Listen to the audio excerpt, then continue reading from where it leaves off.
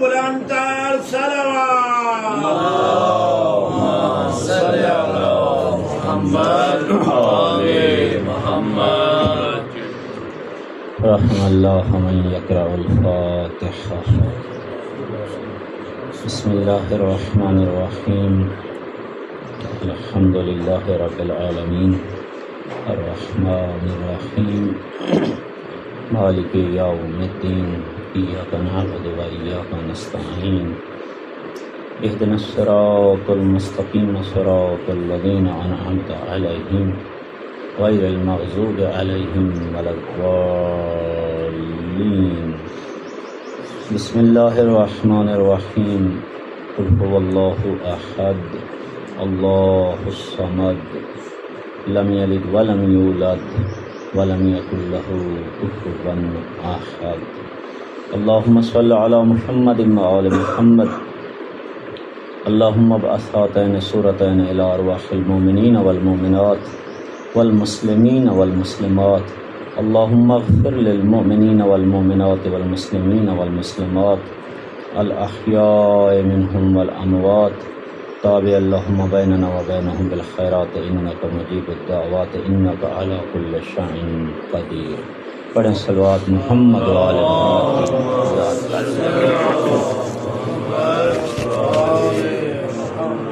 اعوذ باللہ من الشیطان اللعین الرجیم. بسم اللہ الرحمن الرحیم.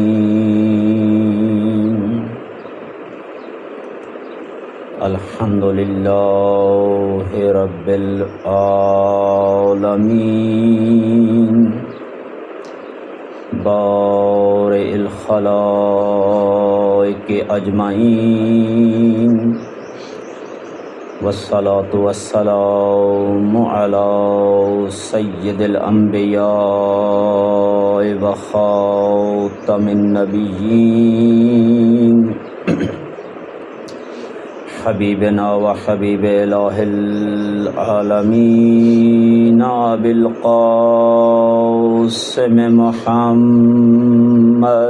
اللهم صل على محمد وآل محمد وآلہ الطیبین الطاہرین المعصومین ولعن الدائم على اعدائهم اجمعین من الآن الى یوم الدین.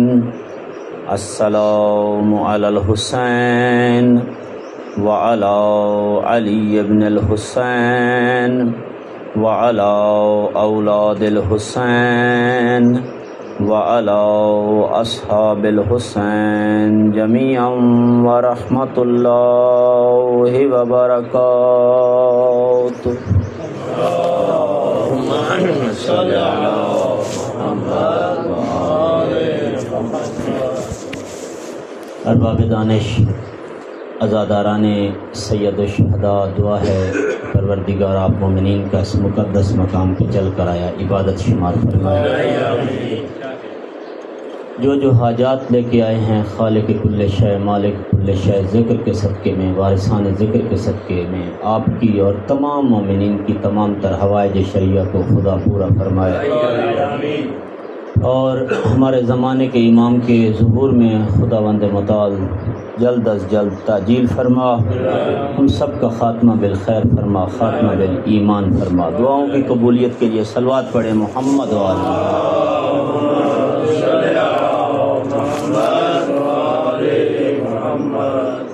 میں نے آپ کی خدمت میں عرض کیا کہ ہم اپنی زندگی میں مسائل کو حسین علیہ السلام کے نقطہ نظر سے اگر دیکھیں گے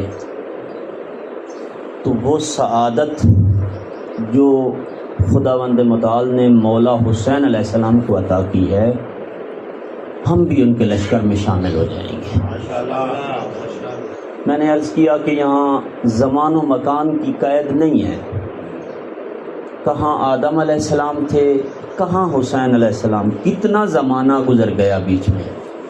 لیکن جب زیارت وارث پڑھتے ہیں تو فرق کہتے ہیں السلام علیکہ یا وارث آدم صفوت اللہ، السلام علیکہ یا وارث نوح نبی اللہ، یا وارث ابراہیم خلیل اللہ، یا وارث موسیٰ کلیم اللہ۔ یہاں زمانے کی یا وقت کی قید نہیں ہے، عین اسی طرح سے ہمارے لیے بھی یہ زمانے اور وقت کی قید نہیں۔ جو ضروری امر ہے وہ یہ ہے کہ ہمارا بیانیہ وہی ہونا چاہیے جو حسین علیہ السلام کا بیانیہ ہے۔ ہماری دیدگاہ مسائل کو دیکھنے کی وہی ہونی چاہیے جو حسین ابن علی کی تھی۔ ہمارا مسائل کے مقابلے میں ریسپانس اور رد عمل وہ ہونا چاہیے جو حسین ابن علی کا تھا۔ تو پھر فرق نہیں پڑتا کہ آپ عاشور کے دن مولا کی رکاب میں لڑ رہے تھے یا 2026 میں اسلام آباد میں بیٹھ کر یہاں گلستان زہرا میں مجلس حسین سماعت فرما۔ فرق نہیں، نہ زمان کی قید ہے نہ مکان کی قید ہے۔ اس دنیا میں یہ چیزیں، یہ مادی دنیا کی چیزیں ہیں، مادے سے وابستہ ہیں، کہ جو ایک اپنی جگہ پہ ایک دوسری بحث ہے کہ مثلا میں اور آپ، ہمارا ایک جنبہ مادی ہے، مثلا یہ جسم مادہ ہے، یہ ایک وقت میں ایک جگہ پہ ہو سکتا ہے، ایک زمانے میں ایک مکان پہ ہو سکتا ہے، ہر مکان پہ نہیں ہو سکتا۔ یہ مادی ہے، اس کی حیثیت نہیں۔ حیثیت کس کی ہے؟ جس نے اس کو بقا دی ہے، اس کو بقا روح نے عطا کی ہے۔ روح ہے تو یہ سروائیو کر رہا ہے، جیسے ہی روح اس سے جدا ہوگی اس کو اٹھا کے مٹی کے نیچے دبائیں گے، اس کی حیثیت ہی نہیں ہے۔ لہٰذا جو ریالٹی ہے وہ ہے جو اس کے اندر انسین ہے، ساری کہانی اس سے جڑی ہوئی ہے۔ تو میں نے عرض کیا کہ مسائل زندگی کو، مشکلات زندگی کو، مصائب زندگی کو اگر ہم حسین علیہ السلام کی دیدگاہ، حسین علیہ السلام کا نقطہ نظر اور حسین علیہ السلام کی نگاہ سے دیکھیں گے تو ہمارے لیے بھی مسائل اسی قدر آسان ہو جائیں گے جیسے حسین علیہ السلام نے قیامت خیز مسائل کو آسان بنا دیا۔ اس وقت مایوسی نہیں آئے گی، اس وقت خودکشی کرنے پہ انسان کا دل نہیں کرے گا، اس وقت خدا کا شکوہ نہیں کرے گا، اس وقت گھبرا کے یہ نہیں کہے گا کہ فلاں کی غلطی سے یہ ہوا، فلاں کی زیادتی سے یہ ہوا۔ نہ بابا، دشمن نے زیادتی کرنی ہے، ہمیں اس سے توقع ہی یہی ہے کہ وہ زیادتی کرے، مگر دشمن سے ہم رحم کی جو ہے اپیل کریں گے یا رحم کی توقع رکھیں گے۔ اگر کوئی دشمن سے رحم کی توقع رکھتا ہے تو وہ خواب غفلت میں ہے، اس کی دانست صحیح نہیں ہے۔ لہذا دشمن نے اپنا وار کرنا ہی کرنا ہے۔ دشمن کیوں وار کرتا ہے آپ کے اوپر؟ آپ تو شریف ہیں، آپ تو نجیب ہیں، آپ تو کسی کو کچھ بھی نہیں کہنے والے، پھر بھی آپ کے اوپر دشمن وار کرتا ہے۔ قرآن فرماتا ہے اس لیے وار کرتا ہے کہ ہم نے ابراہیم اور اولاد ابراہیم کو جو عزت عطا کی تھی، ان سے وہ عزت، اس پہ صبر نہیں کیا جا سکا، برداشت نہیں ہوتی، تعصب اور بغض کی وجہ سے یہ سارا کچھ کرتے ہیں۔ آج بھی خدا آپ کو عزت دے دے، آپ کو سربلندی دے دے، کتنے لوگ ہیں جو بغیر کسی وجہ کے آپ کے دشمن ہو جاتے ہیں، حالانکہ آپ نے ان کا کچھ بگاڑا ہی نہیں ہے، کوئی زیادتی نہیں کی ہے، بغیر کسی ریزن کے آپ کے اندر سے وہ مختلف قسم کے عیب نکال رہے ہوں گے، جی انہوں نے فلاں جگہ پہ یہ زیادتی کر دی، فلاں جگہ یہ خرابی کر، انہوں نے خرابی کی ہے، میں بے عیب ہوں، میں معصوم ہوں، مجھ سے کبھی کوئی خطا نہیں۔ جو اہل بیت عصمت و طہارت کی سیرت ہے وہ یہ ہے کہ خاندان نبوت، اب رسول اعظم سے بڑھ کے کون تھا اس کائنات میں؟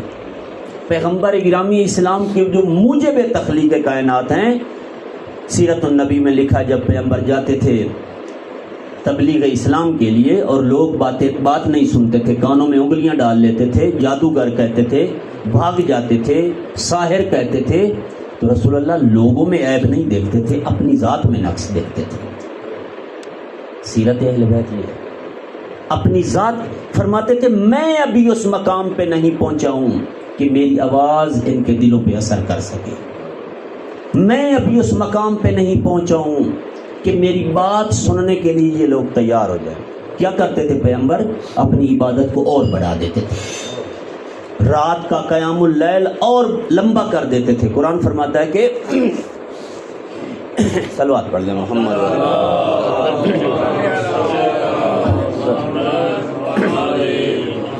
قیام اللیل اتنا لمبا کر دیتے تھے، اتنا لمبا کر دیتے تھے. قرآن فرماتا ہے کہ اللہ سبحانہ و تعالیٰ نے سورہ مبارکہ طٰہٰ میں فرمایا طٰہٰ ما انزلنا علیک القرآن لتشقی. حبیب یہ قرآن آپ پہ اس لیے نازل نہیں کیا کہ آپ اپنے آپ کو مشقت میں ڈال دیں. یہ رات کا قیام اتنا لمبا نہ کرے کہ آنکھیں آپ کی سوج جاتی ہیں، آنکھوں کا رنگ بدل جاتا ہے، چہرے کے تغیرات تبدیل ہو جاتے ہیں، پاؤں پہ سوزش آ جاتی ہے. میرے نبی پڑھ لیں صلوات محمد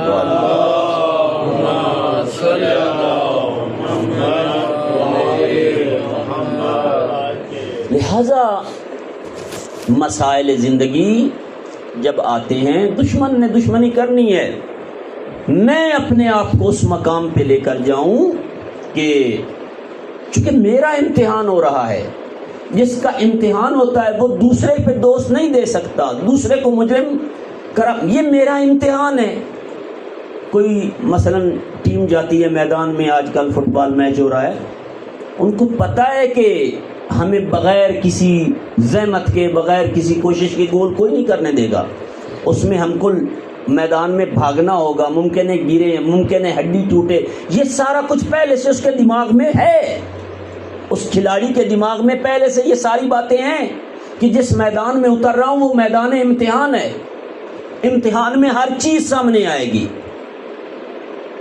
لہذا اہل بیت عصمت و طہارت نے مسائل کو دیکھنے کا جو ہمیں زاویہ دیا ہے، جو نظریہ دیا ہے، جو نگاہ عطا فرمائیے، اگر وہ نگاہ آج ہم بنا لیں ہمارے لیے بھی مسائل اسی طرح آسان ہو جائیں گے جیسے خاندان نبوت کے لیے آسان ہو گئے. حسین ابن علی علیہ السلام نے کربلا میں ان سارے مسائل کو ایک اور دیدگاہ اور ایک اور نظر اور زاویہ جس سے دیکھا، وہ یہ تھا کہ ان کا کام تو ظلم کرنا ہے. حسین علیہ السلام وقت آخر تک کیا کرتے رہے؟ کربلا میں وقت آخر تک کوشش کرتے رہے کہ ان کو قہر جہنم سے نکال کر بہشت بری میں داخل کر دیں. انہی کو جو قاتل ہیں، انہی کو جنہوں نے پانی بند کر لیا ہے، انہی کو جو ظلم کرنے کے لیے تیار بیٹھے ہیں، یہی پتہ تھا مولا کو ابھی ان قریب کیا ہونے والا ہے، یہی جو ان قریب خیموں کو آگ لگانے والے ہیں. ان کو بھی ایک ایک کو قہر جہنم سے نکال کر بہشت بری کی طرف لے جانے کے لیے کوشش کر رہے تھے. یہ ہے زاویہ دیدگاہ حسینی، یہ ہے نقطہ نظر حسین ابن علی کا مسائل کو دیکھنے کا اور مسائل کو فیس کرنے کا.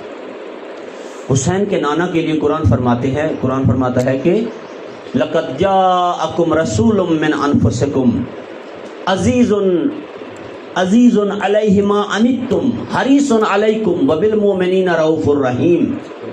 کہ لوگوں تمہارے پاس جو رسول آئے ہیں وہ رسول ہیں کہ جو تمہاری سعادت کے لیے، تمہاری بخشش کے لیے، تمہاری دنیا و آخرت میں کامیابی کے لیے حریص ہیں. ان کے اوپر تمہارے اوپر مشکل آنا ان کے اوپر گراں گزرتی ہے. پیغمبر ہمارے والد ہیں، ہم سب کے باپ ہیں. جس طرح کہ قرآن مجید نے فرمایا کہ النبی اولیٰ بالمؤمنین من انفسکم و امہاتہم، کہ ان کی جو بیویاں ہیں وہ تمہاری مائیں ہیں، کہ نبی تمہاری جانوں پر تم سے زیادہ حق رکھتے ہیں.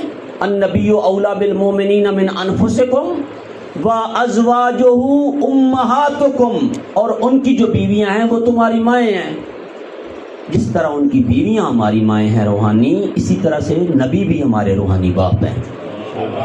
اہل سنت کہتے ہیں کہ نہیں، نبی باپ نہیں ہے. قرآن فرماتا ہے کہ محمد جو ہے وہ تمہارے مردوں میں سے ما کان محمد ابا احد من رجالکم ولکن رسول اللہ و خاتم النبیین، کہ محمد تمہارے مردوں میں سے کسی کی باپ نہیں. ہاں فزیکلی کسی کے باپ نہیں ہے، اسپرچولی وہ پوری امت کے باپ ہیں. مانوی طور پر وہ پوری امت. فرمائے یا علی انا و انت ابوا هذه الامه، یا علی میں اور آپ اس امت کے باپ ہیں. تو اب دستور زمانہ کیا ہے؟ دستور زمانہ یہ ہے کہ اولاد پہ کوئی مشکل آتی ہے تو اس کا درد اولاد سے پہلے باپ کو ہو رہا ہوتا ہے۔ اولاد پہ کوئی مشکل آتی ہے تو پہلے وہ درد، امیر المومنین کے پاس ایک صحابی آئے تو آ کے عرض کی آقا میں کچھ تکلیف محسوس کر رہا ہوں۔ مولانا نے فرمایا یہی وجہ ہے، آپ سے پہلے آپ کی تکلیف میں محسوس کر رہا تھا۔ علی نے فرمایا آپ کا درد آپ سے پہلے مجھے، کیونکہ میں امت کا باپ ہوں۔ رسول اللہ نے فرمایا علی اور میں دونوں امت کے باپ ہیں، مانوی باپ ہیں۔ مطلب یہ کہ جب کبھی یہ امت مشکلات میں مبتلا ہوتی ہے تو ان کی مشکلات امت کی مشکلات اہل بیت کی مشکلات ہیں، رسول اللہ کی مشکلات ہیں، امیر المومنین کی مشکلات ہیں۔ یہی وجہ ہے کہ فرمایا گیا کہ مومن کی مدد کرنا، یہ نہ سمجھنا کہ مومن کی آپ نے نصرت کی ہے، یہ سمجھنا کہ امیر المومنین کی نصرت کی ہے، رسول اللہ کی نصرت کی ہے، کیونکہ ان کے بچوں کی نصرت کی ہے، اہل بیت کے بچوں کی نصرت کی ہے۔ جو اہل بیت کے بچوں کی مدد کرے گا گویا اس نے رسول اللہ اور اہل بیت کی مدد کی ہے۔ تو خاندان نبوت کا جو شیوا تھا وہ یہ تھا کہ صلوات پڑھ لیجیے محمد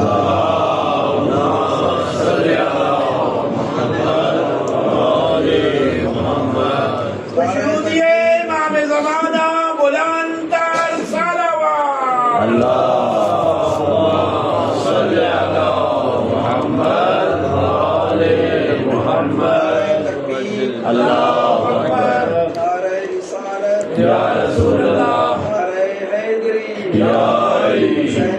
زندہ مردہ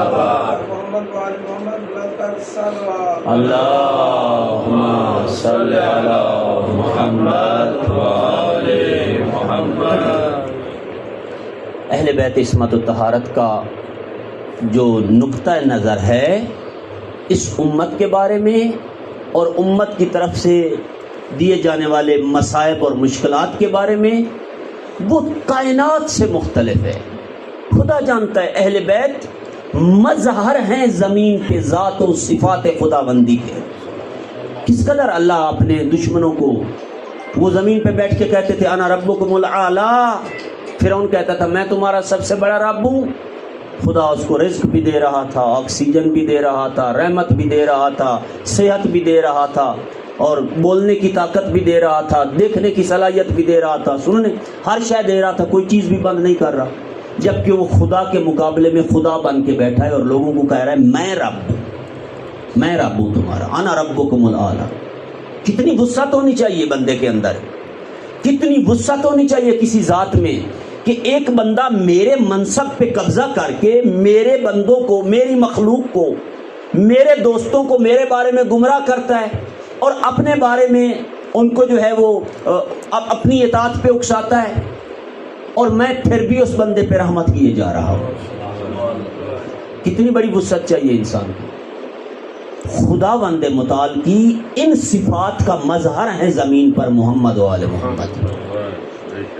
این یہی وسعت ہے اہل بیت کے پاس جو خدا کے پاس وسعت ہے، اس لیے کہ خدا نے انہی کو زمین پہ اپنی ذات کا مظہر قرار دیا ہے۔ جو کوئی خدا کی رحمت کو دیکھنا چاہے وہ رسول اللہ کی رحمت کو دیکھ لے۔ جس کے بندے میں یہ رحمت ہے اس کے خالق میں کیا رحمت ہوگی، جس کے عبد میں یہ رحمت ہے اس کے معبود میں کیا رحمت ہوگی۔ اہل بیت کا یہ زاویہ تھا، یہ نقطہ نظر تھا مسائل کو دیکھنے کا۔ حسین ابن علی بھی کربلا میں آخر وقت تک اپنے نانا کی اس سیرت کو اور خدا کی اس مرضی کو اپلائی کرتے رہے اور اس کے اوپر عمل کرتے رہے۔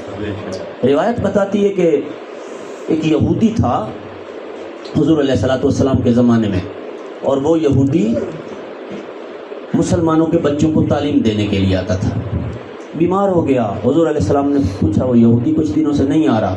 حضور تعلیم کے معاملے میں بہت زیادہ حساس تھے، بہت حتیٰ بدر کے جو قیدی آئے تو ان کے بارے میں فرمایا کہ ان قیدیوں سے کہو کہ ہمارے 10 بچوں کو لکھنا پڑھنا سکھا دیں، ہم تمہیں آزاد کر دیں گے۔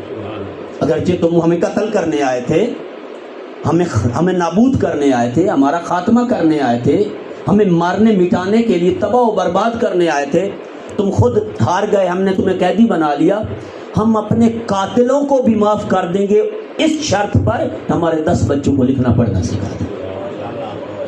یہ ہے رسول اللہ کی تعلیم اور تربیت کے بارے میں دیدگاہ اور نقطہ نظر. تو یہودی آتا تھا، بچے پڑھاتا تھا مسلمانوں کے.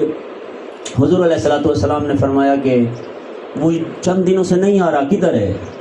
کسی صحابی نے عرض کیا رسول اللہ وہ بیمار ہو گیا ہے. حضور نے فرمایا آؤ اس کی تیمارداری کے لیے چلتے ہیں، اس کی تیمارداری کے لیے چلتے ہیں. صحابہ بھی ساتھ، رسول اللہ بھی. دروازے پہ گئے، ناک کیا، دستک دی. اس کا والد باہر نکلا، فرمایا پتہ چلا آپ کا بیٹا بیمار ہے. کہا ہاں. نبی تو نہیں مانتا تھا. ہاں محمد، ہاں وہ بیمار ہے. حضور پر صلوات پڑھ دیجیے.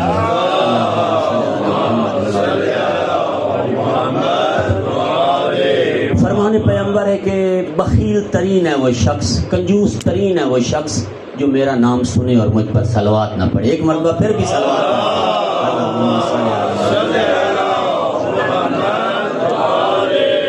لہٰذا جب بھی کبھی یہ زندگی کا، بہرحال میں نے بھی اسی طرح سے ممبر مجلس حسین سے یہ سنی تھی، لیکن میں بہت چھوٹا تھا جب یہ بات سنی تھی کسی بزرگ سے. اب یہ بھی نہیں یاد کہ کن سے سنا تھا کہ جب کبھی پیغمبر کا نام آئے، سنیں، پڑھیں. حتیٰ کہ مستحب نماز میں کھڑے ہیں اور اذان میں کسی نے کہا ہے اشہد ان محمد رسول اللہ، نماز کو روک دے، پہلے حضور پہ صلوات پڑھیں پھر نماز کو آگے.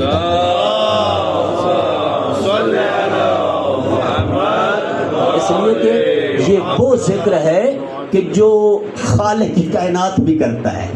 ان اللہ و ملائکتہ یصلون علی النبی یا ایھا الذین آمنوا صلوا علیہ وسلموا تسلیما. معطر کریں اپنی زبانوں کو ذکر درود کے ساتھ.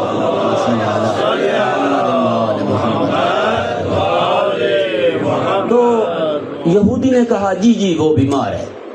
حضور نے فرمایا کہ جو شریعت میں لے کے آیا ہوں، جو ہمارا دین ہے، اس دین کے آداب میں، آداب اسلامی میں سے ایک ادب یہ ہے کہ جب کوئی بیمار ہو جاتا ہے تو ہم اس کی تیمارداری پہ جاتے ہیں. لہٰذا میں آپ کے بیٹے کی تیمارداری پہ آیا ہوں، اجازت ہے اندر آ جاؤں آپ کے بیٹے کی تیمارداری کریں؟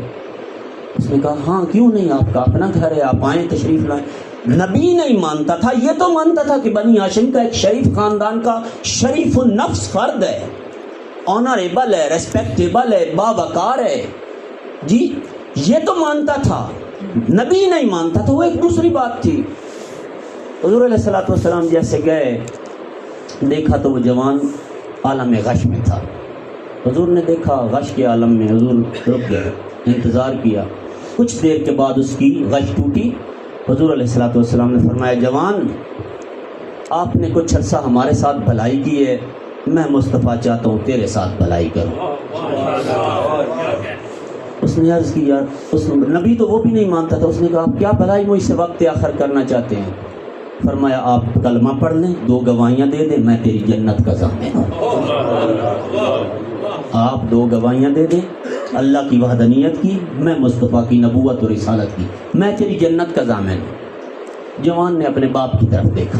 باپ نے کہا کہ دیکھیں مسلمانوں کا نبی تیرے پاس آیا، اگر تو مسلمان ہونا چاہتا ہے میں مانے نہیں ہوں، میں رکاوٹ نہیں ڈالتا. آپ ہونا چاہتے ہیں مسلمان ہو جائیں. ابھی اس نے کلمہ نہیں پڑھا تھا، یا پھر غش میں چلا گیا. بار بار بیمار، شدید بیمار تھا. حضور علیہ السلام نے صحابہ سے فرمایا ٹھہر جاؤ، انتظار کرتے ہیں. انتظار کیا. کچھ دیر کے بعد جب دوبارہ اس کی غش ٹوٹی، حضور علیہ السلام نے فرمایا کیا آپ کا جواب ہے، کیا کہنا چاہیں گے؟ اس نے کہا یا رسول اللہ پڑھائیں کلمہ. حضور علیہ السلام نے فرمایا پڑھو اشہد ان لا الہ الا اللہ وحدہ لا شریک لہ واشہد ان محمدا عبدہ ورسولہ. صلوات پڑھنے پیغمبر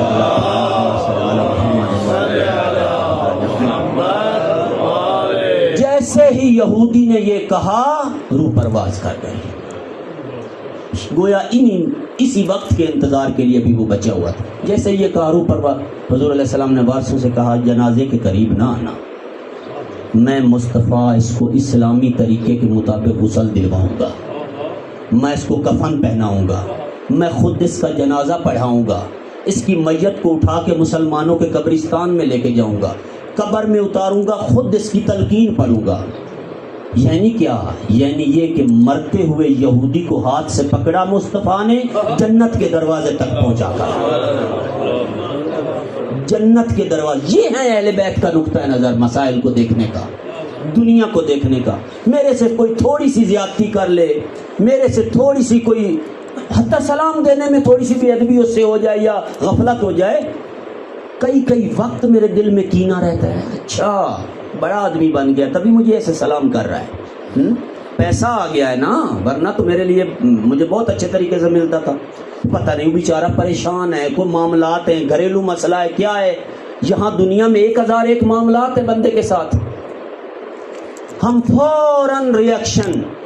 جبکہ اہل بیت یہودیوں کو جنت تک پہنچانے کے لیے حساس تھے.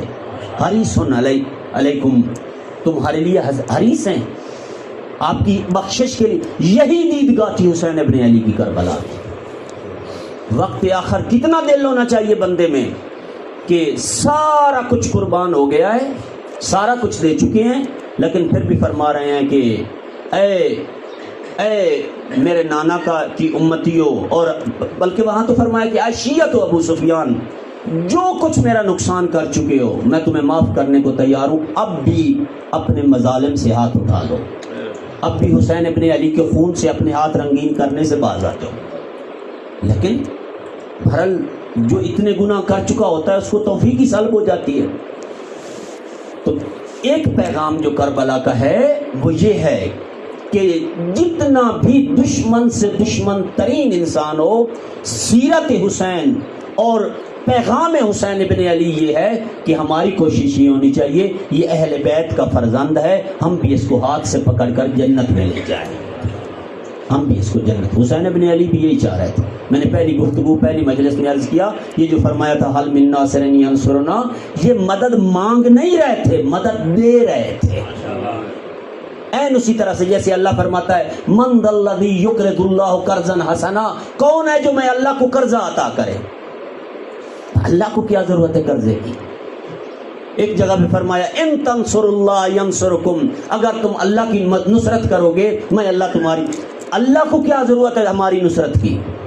ٹھیک, این اسی طرح سے حسین ابن علی علیہ السلام فرما رہے ہیں حل من ناصر ینصرنا, جیسے اللہ ہم سے قرضہ مانگ رہا ہے ویسے ہی حسین ہم سے مدد ہماری نہیں, مدد حسین علیہ السلام کی نہیں, مدد ہماری ہو رہی ہے. یہاں پہ جو کوئی کشتی حسین میں سوار ہو جائے گا نجات پا جائے گا. حسین یہ فرمانا چاہ رہے ہیں, آ جاؤ میں حسین کے ساتھ متصل ہو جاؤ, یہی کشتی نجات ہے, یہی سفینۃ النجات ہے. جو کوئی اس کشتی سے وابستہ ہو گیا وہی فلاح پا گیا, وہی کامیاب ہو گیا. اور حسین اپنے نانا کی طرح وقت آخر تک امیدوار ہیں کہ کوئی بھی ایسا یہاں پہ نہ رہے کہ جو بخشش سے محروم ہو جائے, جو بخشش سے محروم. حسین نہیں چاہتے کہ کوئی بخشش سے محروم ہو جائے. خدا جانتا ہے میں رات حضور بھائی کے پاس تھا, وہاں پہ ایک مجلس تھی, تو وہاں پہ رستے میں مجھے ایک اتفاق سے ایک روایت یاد آ گئی. علامہ مجلسی علیہ رحمہ کی کتاب ہے تہذیب الاسلام, میں نے رستے میں حضور بھائی کو سنائی. علامہ مجلسی فرماتے ہیں اس روایت میں, مجلسی صاحب بہار الانوار اس کتاب میں لکھتے ہیں کہ ایک خاتون تھی, شاید وہ اکیلی تھی, گھر میں اکیلی رہتی تھی, بیوہ تھی, رنڈوا تھی یا بے اولاد تھی, کیا تھا, مقصد ہے کہ وہ اکیلی تھی. ہر محرم پہ وہ امام حسین علیہ السلام کی نیاز پکاتی تھی. اب علامہ مجلسی فرما رہے ہیں ہماری کیا اوقات ہے اور کیا حیثیت ہے کہ جناب مجلسی کی بات کو کے اوپر کوئی تبصرہ کریں یا بہرحال. تو اس دفعہ محرم کے موقع پر بیمار ہو گئی, علیل تھی, لیکن پھر بھی اٹھی, جو کچھ کر سکتی تھی کیا, آگ جلائی نیاز کے لیے بنانے کے لیے, لیکن بخار تھا یا جو بھی تھا, اتنی شدید بیمار تھی, ہٹ کے پھر لیٹ گئے, آگ بجھ گئی. کوئی ہمسائی عورت آئی, اس نے کہا بی بی اجازت ہے کہ آپ کے گھر سے آگ اٹھا لوں. کہا ہاں یہ میرے مولا امام حسین علیہ السلام کی نیاز ہے, میں ہر سال بناتی تھی, اس سال بھی بنانا چاہتی تھی لیکن میری صحت ساتھ نہیں دے رہی, آپ آگ اٹھا بھی لیں, چونکہ یہ آگ بجھ گئی ہے اس کو دوبارہ سلگا بھی دیں. اس نے آگ جلا دی اور آگ اٹھا کے لے کے چلی گئی. رات عالم خواب میں دیکھتی ہے کہ رضوان جنت ہیں, جنت میں 2 گھر ہیں, اور رضوان جنت فرما رہے ہیں کہ بی بی یہ گھر آپ کا ہے. علامہ مجلسی فرما رہے ہیں بی بی یہ گھر آپ کا ہے. کہا کہ اچھا یہ گھر میرا ہے, یہ ساتھ والا کس کا گھر ہے؟ علامہ مجلسی فرماتے ہیں کہ رضوان جنت نے فرمایا یہ گھر اس کا ہے جس نے کل امام حسین کی نیاز کے نیچے صرف آگ جلائی تھی۔ کس قدر وسعت ہے حسین کے پاس، کس قدر ادھر کتنی، میں یہ باتیں سنا کے یہ نہیں کہہ رہا کہ ہم نمازیں چھوڑ دیں، روزے چھوڑ دیں، اطاعت چھوڑ دیں، زکوٰۃ چھوڑ دیں، خمس چھوڑ دیں اور فقط امام حسین علیہ السلام ان ساری چیزوں کا ہم سے تقاضا کرتے ہیں۔ جب آدمی حسینی بنتا ہے تو وہ نمازی بھی بن جاتا ہے، وہ روزے دار بھی بن جاتا ہے، ان کی آنکھوں میں حیا بھی آ جاتا ہے، وہ منصف مزاج بھی بن جاتا ہے۔ حسین علیہ السلام کے ساتھ متمسک ہونے کا مطلب ہی یہی ہے کہ جب حسین نہیں ہوتا ہے تو نارے جہنم سے نکل کر جنتی ہو جاتا ہے، جنتی۔ میں یہ کہنا چاہتا ہوں کہ حسین علیہ السلام ہمیں متصل کر دیتے ہیں خدا کے ساتھ، جوڑ دیتے ہیں خدا کے ساتھ، اس لیے کہ وہ خود کشتی نجات ہیں اور خود وہ جو ہے سفینۃ النجات ہیں۔ تو حسین علیہ السلام کا نقطہ نظر بھی یہی ہے کہ خلق اللہ کو، نانا کی امت کو خدا کے عذاب سے نجات دلوا کر تو خدا کی رحمت میں لے کر جائے۔ ہمارا بھی نقطہ نظر یہی ہونا چاہیے، ہمیں بد دعا نہیں کرنی چاہیے، ہمیں لوگوں کے ساتھ چھوٹی چھوٹی باتوں پہ کینہ نہیں رکھنا چاہیے دل میں۔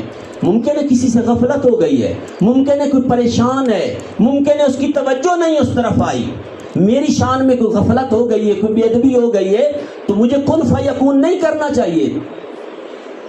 کل کی بات ہے، کل بھی میں کتاب میں دیکھ رہا تھا یا کہیں پہ بہرحال میں نے دیکھا کہ ہاں وہاں پہ ایک سفیر بھیجے امام حسین علیہ السلام نے بصرہ میں، کہ جن کا نام تھا سلیمان کو جب بھیجا تو جب ان کو بہرحال ابن زیاد نے پکڑوایا اور شہید کرنے لگا تو کہا کس طرح تجھے قتل کروں؟ اس نے کہا اسی طرح قتل کریں جیسے تو عذاب قیامت کے دن، محشر کے دن تیری ہڈیوں میں جتنی طاقت ہے اللہ کا عذاب برداشت کرنے کی اتنا عذاب مجھ کو دے، جتنا عذاب تیری ہڈیوں میں برداشت کرنے کی طاقت ہے اسی جس طرح تو خود عذاب الہی لینا چاہتا ہے مجھے وہی عذاب دے کے قتل کر۔ لہذا حسین علیہ السلام نے ہمارے لیے یہ ایک دروازہ کھولا ہے کہ ہم اس میں داخل ہو کر اپنے آپ کو ناجی بنا لیں، بہشتی بنا لیں اور خدا کی رحمت میں داخل ہو جائیں، اس لیے کہ یہ دنیا ہماری نہیں اور ہم اس دنیا کے نہیں ہیں۔ ان قریب آپ دیکھیے گا یہ صف جو اس وقت موجود ہے لپیٹ دی جائے گی، نئے لوگ یہاں پہ آ جائیں گے، این اسی طرح جیسے آج پہلے والے نہیں رہے، ان قریب ہم بھی یہاں پہ نہیں ہوں گے۔ خدا کی قسم ایک ایک لمحہ یہاں پہ قیمتی ہے، ایک ایک دقیقہ یہاں پہ قیمتی ہے، ایک ایک سانس قیمتی ہے۔ اور جو حسینی ہوتے ہیں وہ کیس ہوتے ہیں، وہ دانا ہوتے ہیں، وہ ایک ایک منٹ سے 60 سیکنڈ کا حساب لیتے ہیں، نہ مادی اعتبار سے کہ ہم 2 کو 4 کریں، 4 کو 8 کریں، 8 کو 16 کریں، 16 کو 32 کریں تو ہماری زندگی جو ہے وہ کامیاب ہو رہی ہے۔ ہاں وہ بھی کریں، لیکن مانوی اعتبار سے ہم یہاں پہ کرنے کیا آئے ہیں؟ کیا ہم یہاں پہ 2 کو 4 کرنے اور 4 کو 8 کرنے کے لیے آئے ہیں؟ ہماری خلقت کا فلسفہ کیا ہے؟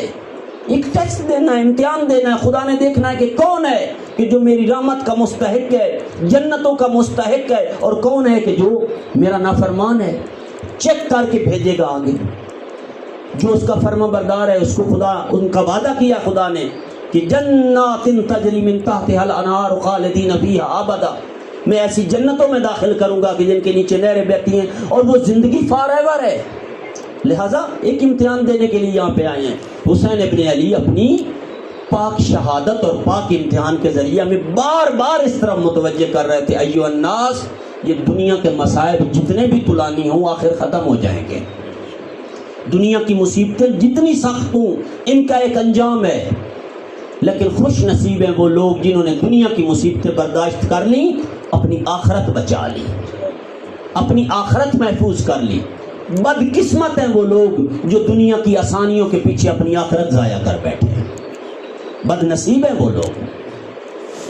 بہرحال میرا وقت پورا ہو گیا اور میں چاہتا تھا کہ آج کے دن جو مصائب حسینی نازل ہوئے ہیں حسین علیہ السلام پر، ان مصائب کا ایک فلسفہ آپ کی خدمت میں قرآن مجید سے پیش کروں۔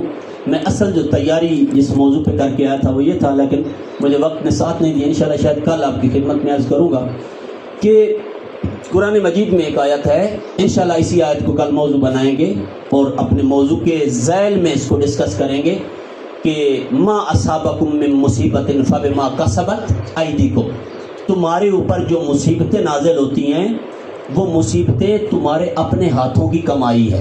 قرآن فرما رہا ہے یہ مصیبتیں آپ کے اپنے گناہوں کا صلہ ہیں۔ سوال یہ پیدا ہوتا ہے کربلا میں حسین علیہ السلام پہ یہ جو مصیبت نازل ہوئی یہ کیا تھی؟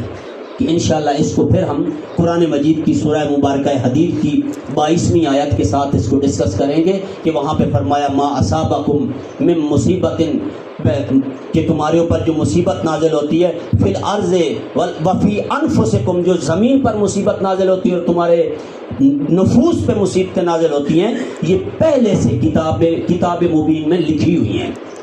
یعنی یہ مبین خدا نے پہلے سے، انشاءاللہ اگر آپ کے پاس فرصت ہو تو ان دونوں آیات کی جو ہے تشریح اور تفسیر تھوڑی سی دیکھ لیجئے گا، کل ہم انشاءاللہ اسی کے تناظر میں بات کریں گے آپ کی خدمت میں۔ تو دستور زمانہ ہے کہ اگر کسی جگہ پہ کوئی بچہ مصیبت میں ہو تو دل برداشت نہیں کرتا کہ یہ بچہ معصوم بچہ ہے اور ظالم کے ہاتھوں ظلم کا نشانہ بن رہا ہے۔ اس سے بڑی مصیبت یہ ہوتی ہے اگر وہ بچہ یتیم ہو تو دل اور زیادہ دکھتا ہے۔ یتیم بچے کے ساتھ اتنا ظلم کیا جائے، ساتھ ساتھ اگر وہ بچہ پردیسی بھی ہو، غریب الوطن بھی ہو، تو دیکھنے والے کا دل پھٹنے کو آتا ہے۔ اتنی بڑی مصیبت، اتنا بڑا ظلم، ایک پردیسی، ایک یتیم اور ایک اپنی ذات میں بھی چھوٹا بچہ ہے۔ میں قربان جاؤں اہل بیت کی مصیبتوں پر، ان کے فقط بچے نہیں، بیٹیوں پر بھی اس طرح کے مصائب نازل ہوئے۔ روایت بتاتی ہے کہ جب شام غریبہ خیموں کو آگ لگی تو جناب سکینہ کے دامن کو آگ لگ گئی۔ حمید ابن مسلم آگے بڑھا۔ حمید کے پاس، حمید وہ ہے جس نے کربلا کی تاریخ لکھنے میں بعد میں روایتیں دی ہیں، اس نے کوئی ظلم نہیں کربلا میں کیا۔ حمید کے پاس، حمید کہتا میرے پاس کچھ پانی تھا، میں آگے بڑھا، میں نے بچی کے دامن پہ پانی گرایا، آگ بجھ گئی۔ جیسے ہی آگ بجھ گئی بچی نے مڑ کے میری طرف دیکھا، کہا آپ ہمارے ساتھ ہیں یا ہمارے دشمنوں کے ساتھ؟ کہا بی بی نہ آپ کے ساتھ ہوں نہ آپ کے دشمنوں کے ساتھ ہوں۔ کہا مسلمان ہے؟ کہا ہاں میں مسلمان ہوں۔ کہا قرآن پڑھا ہوا ہے؟ کہا ہاں بی بی میں نے سارا قرآن پڑھا۔ کہا قرآن میں پڑھا ہے فَأَمَّا الْيَتِيمَ فَلَا تَقْهَرْ۔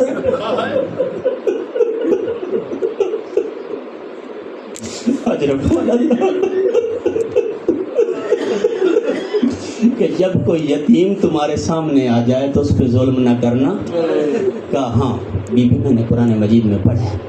فرمایا قرآن مجید میں پڑھا ہے وَأَمَّا السَّائِلَ فَلَا تَنْهَرْ، کہ جب کوئی سوالی سوال کرے تو اس کو خالی واپس نہ لوٹانا۔ کہا ہاں بی بی میں نے پڑھا ہے۔ بی بی کہتی انا یتیمۃ الحسین، میں حسین کی یتیم بیٹی ہوں۔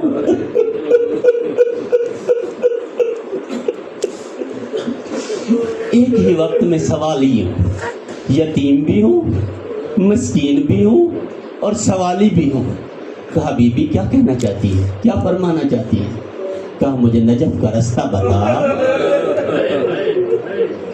میں دادا علی کے پاس جاتی ہوں۔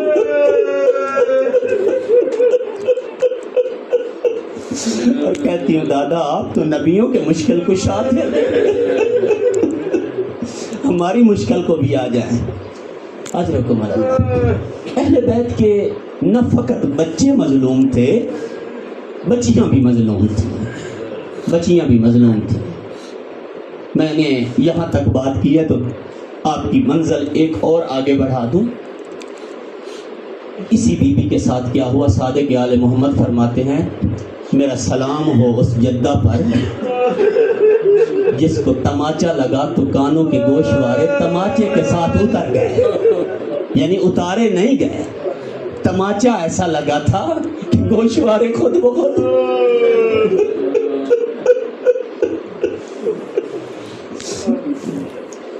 جناب مسلم کے 5 بچے تھے۔ میں نے کل بھی جناب مسلم کی شہادت میں بھی عرض کیا کہ جناب مسلم کا گھرانہ 1 سال میں سارا کا سارا گھرانہ خدا کی بارگاہ میں کام آ گیا اور راہ حسینی پہ فدا ہو گیا۔ 5 بچے تھے، 2 بیٹے کربلا میں شہید ہو گئے، بیٹی جناب مسلم کی شام غریبہ کے وقت گھوڑوں کے پاؤں کے نیچے آ کر شہید ہو گئی۔ 2 بچے تھے جو جناب مسلم کے ساتھ کوفہ میں آئے تھے۔ جب جناب مسلم کی شہادت ہو گئی تو ان 2 بچوں کو قید خانے میں ڈال دیا گیا۔ ابن زیاد نے کہا کہ ان بچوں کو قید خانے میں ڈال۔ 1 سال تک ان بچوں کو کوئی پتہ نہیں کہ باہر کیا ہو رہا ہے، یہ قیدی ہیں۔ مختصر سی روٹی ملتی تھی، مختصر سا پانی ملتا تھا۔ 1 سال گزر جانے کے بعد ایک بھائی نے دوسرے بھائی سے کہا کہ بھیا زندگی گزرتی جا رہی ہے، اگر اجازت دیں تو یہ جو ہمارے پاس کھانا لے کے آتا ہے، پانی لے کے آتا ہے، ہم اس سے کہیں کہ ہم کون ہیں۔ دوسرے بھائی نے کہا جس کو بتاتے ہیں وہ اور زیادہ ظلم کرتا ہے، جس کو ہم بتاتے ہیں وہ اور ظلم کرتا ہے۔ بہرحال دونوں بھائیوں نے کہا کہ آج جب یہ آئیں گے تو ہم ان کو بتائیں گے کہ ہم کون ہیں۔ جب وہ کھانا دے کے جانے لگے تو کہا کہ اے عبد خدا آپ مسلمان ہیں یا کافر؟ کہا میں مسلمان ہوں۔ کہا کہ جس نبی کا آپ کلمہ پڑھتے ہیں ہم اسی نبی کی ذریت ہیں، ہم اس نبی کی آل ہیں، کیسے مسلمان ہو کہ اولاد پیغمبر کو قید خانے میں رکھا ہوا ہے؟ کہا تم کون ہو؟ کہا ہم سید ہیں، ہم مسلم بن عقیل کے بیٹے ہیں، ہم علی کی بیٹی کے بیٹے ہیں، ہم حضرت علی کے نواسے ہیں۔ انہوں نے کہا ٹھیک ہے، اگر آپ سادات ہیں جو میرے اوپر گزرے گی، میں آپ کو آج رات رہا کر دوں گا، جیل سے نکال دوں گا، لیکن میں آپ کے ساتھ نہیں دیکھ سکتا کہ آپ کو مدینہ تک پہنچاؤں۔ بس عزاداران حسین بچوں کو آزاد کر دیا گیا اور یہ بچے دن کو چھپ جاتے تھے، رات کا سفر کرتے تھے، کوشش میں تھے کسی طرح ہم ماں کے پاس پہنچ جائیں، کوشش میں تھے کسی طرح ہم بابا کے پاس پہنچ جائیں، نانا کے پاس پہنچ جائیں۔ جناب عباس سگے ماموں لگتے تھے،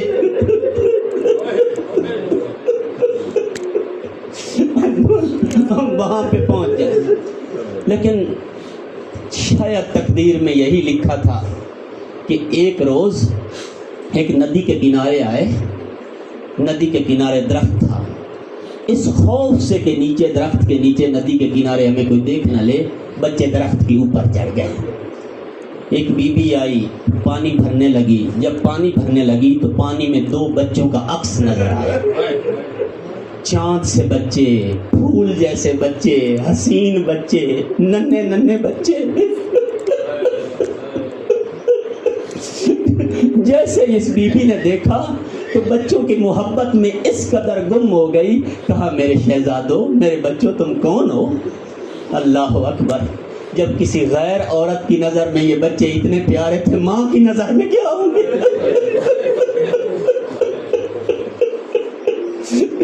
بچوں نے اپنا تعارف کروایا، بی بی نے کہا آؤ میرے گھر چلو، میں کھانا بھی دیتی ہوں، میں پانی بھی دیتی ہوں، میں تمہاری نوکری بھی کرتی ہوں۔ یہ خدا کی بارگاہ میں گناہ ہے، اتنے حسین، اتنے خوبصورت اور اتنے ایسے بچے جو ہیں وہ درختوں پہ بیٹھ کر اپنا وقت پاس کریں۔ آؤ میرے ساتھ چلو۔ بچے اس بی بی کے ساتھ گئے۔ تاریخ ساری آپ نے سنی ہے، میں نے صرف واقعہ یاد دلانا ہے تاکہ ہماری عبادت ہو جائے۔ تو جب بچوں کو گھر لے گئی، خدمت کی، بچوں کو ایک علیحدہ مکان میں ٹھہرایا، یا اس کا وہ بیٹا تھا یا اس کا داماد تھا جس کا نام تھا حارث. یہ دونوں چیزیں روایات میں ملتی ہیں کہ حارث شام کے وقت جب آیا، تھکا ہوا، ہارا ہوا، چہرہ اترا ہوا، غصے سے بھرا ہوا. کہا کیا ہوا آج تمہاری طبیعت میں یہ تبدیلی کیوں ہے؟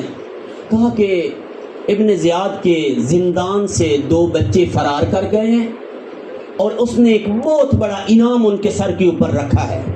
میں سارا دن ان بچوں کو تلاش کرتا رہا ہوں کہ کہیں سے مل جائیں اور وہ انعام میں وصول کروں، لیکن وہ ملے نہیں ہیں. اس بی بی نے سمجھایا دیکھو وہ بچے یتیم ہیں، وہ تمہارے نبی کی ذریت ہیں، وہ اہل بیت کے بچے ہیں.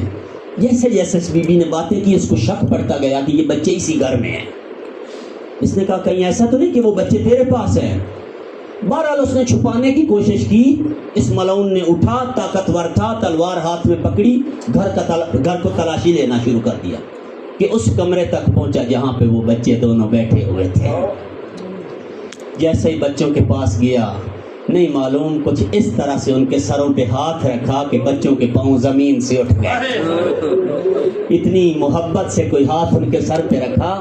کہا میں سارا دن تمہیں تلاش کرتا رہا ہوں، اتنا بڑا انعام تمہارے سروں پہ لگا ہوا ہے اور تم میرے ہی گھر میں چھپے ہوئے تھے. بس عزاداران حسین رات کے وقت اس نے بچوں کو رسیوں سے باندھ دیا، انتظار میں تھا کہ صبح ظالم کے پاس لے جائے گا. ظالم کے پاس لے جانے سے پہلے خیال آیا بچوں کو کیوں لے جاؤں ظالم کے پاس، ان کے سر کاٹ کے لے جاتا ہوں. صبح کے وقت ان کو ساتھ لیا، دریا کے کنارے پہ آیا.